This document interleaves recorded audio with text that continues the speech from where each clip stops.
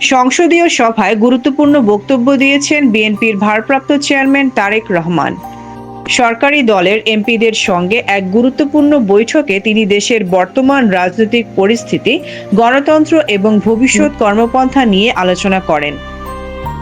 বৈঠকে তারেক রহমান বলেন, দেশের গণতান্ত্রিক প্রতিষ্ঠানগুলোকে শক্তিশালী করতে সব রাজনৈতিক দলের মধ্যে সংলাপ ও পারস্পরিক সহযোগিতা জরুরি।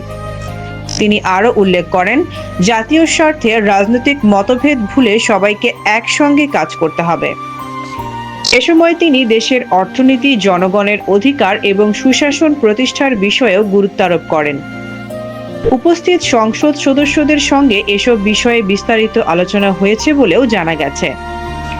বৈঠকটিকে দেশের রাজনৈতিক অঙ্গনে গুরুত্বপূর্ণ হিসেবে দেখা হচ্ছে।